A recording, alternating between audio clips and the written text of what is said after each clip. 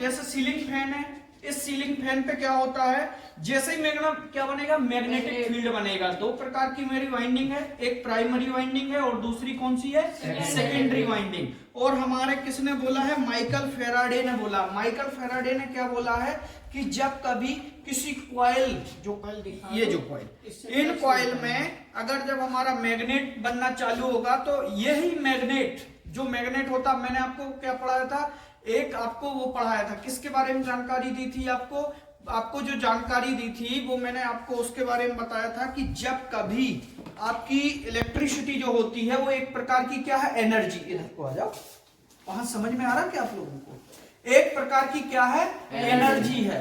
उस एनर्जी को एक एनर्जी से दूसरी एनर्जी में क्या किया जाता है, कन्वर्ट किया जाता है। तो आपकी यहाँ पर जो एनर्जी बनी वो कौन सा, ईएमएफ बनेगा। क्या बनेगा, ईएमएफ बनेगा। अब वो किस प्रकार से ईएमएफ बनेगा वो हम देखेंगे।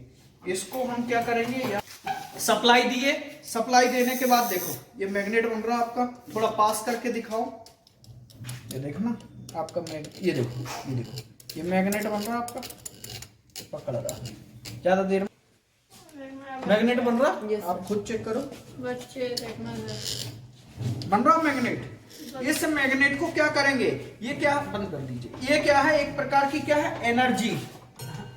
ये एनर्जी जो है हमारी एनर्जी क्या कर रही है, यहां से अब हमारा क्या बना, ईएमएफ बना। क्या बना, ईएमएफ, जिसको हम बोलते हैं इलेक्ट्रिक मोटिव फोर्स। ये इलेक्ट्रिक मोटिव फोर्स जो है वो हमारा किस में गया, इस फैन से। अब वो एनर्जी कन्वर्ट हुई, कौन सी एनर्जी में हुई, मैकेनिकल एनर्जी में। कौन सी एनर्जी में, मैकेनिकल, जिसको हम बोलते हैं यांत्रिक ऊर्जा। यांत्रिक ऊर्जा, वो जो यांत्रिक ऊर्जा है वो हमारी मैकेनिकल एनर्जी कहां पर आएगी, हमारे कैपेसिटर तक। कहां तक आएगी, कैपेसिटर से या पॉइंट तक आएगी। तो वो जो सप्लाई आएगी उस सप्लाई से हमारा फैन क्या होगा, घूमना चालू कर देगा। और जो फैन घूमना चालू करेगा वो आपका कौन सी चीज के कारण घूमना चालू करता है, फैन को जब आपका ये क्या है, इसका नाम बता सकते हो, अब ये क्या है आपका कैपेसिटर। कैपेसिटर जो होता है इसका काम क्या होता है, ये जो होता है वो पावर फैक्टर को मेंटेन करता है। इसको करता है पावर फैक्टर को। पावर फैक्टर क्या होता, पावर फैक्टर होता है वास्तविक एवं आभासी प्रतिबिंब के बीच के मान को पावर फैक्टर कहते हैं। वास्तविक मतलब मेन, और आभासी जिसका हम आभास करते, उन दोनों के जो बीच का मान होता है उसको क्या कहते हैं, पावर फैक्टर कहते हैं। ये उसको क्या करता, मेंटेन करता। अब वास्तविक और आभासी क्या होगा, वास्तविक मतलब ये जो फैन में सप्लाई आ रही है 220 से 250 वोल्ट, ये क्या है आपका वास्तविक है। और आभासी क्या है, मैंने जो कैपेसिटर लगाया है ये कुछ क्षण के लिए क्या करता है, लीडिंग और लैगिंग करता। दो चीजें होती हैं आपकी, एक होता है लीडिंग और एक होता है लैगिंग। लीडिंग में जो होता है वो करंट का मान अधिक होता है, वोल्टेज का मान कम होता है। लैगिंग में जो होता है वो वोल्टेज का मान अधिक होता है, करंट का मान कम होता है, एक दूसरे के आगे पीछे होते हैं।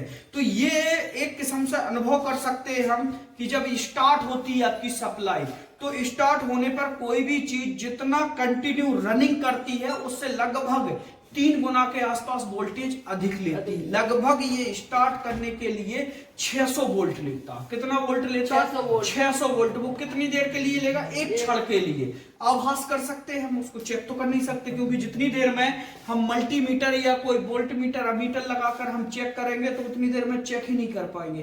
तो इसका मान होता है ये मेंटेन करने के लिए। इसने पावर फैक्टर को मेंटेन कर दिया। जब पावर फैक्टर को मेंटेन कर दिया तो हमारा पंखा क्या होने लगा, सही दिशा में घूमने लगा। ये जो होते हैं अक्सर सीलिंग फैनों में 2.5 माइक्रोफैरेड के उपयोग किए जाते हैं। जितना बड़ा करोगे स्पीड तो मिल जाएगी आपकी, लेकिन खराब हो जाएगा। क्या, क्योंकि क्षमता से ज्यादा आप नहीं कर सकते, इसलिए 2 माइक्रोफैरेड का कैपेसिटर लेते हैं।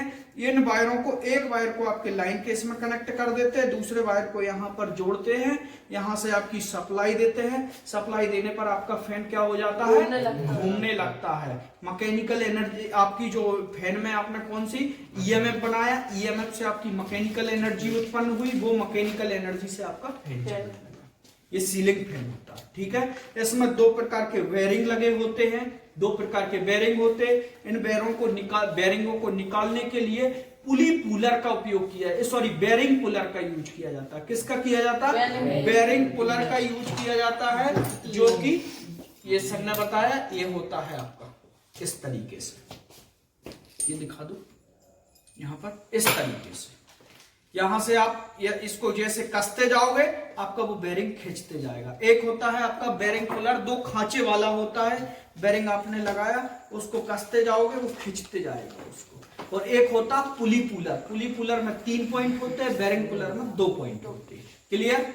एनी प्रॉब्लम किसी को समझने में कोई दिक्कत? ठीक है।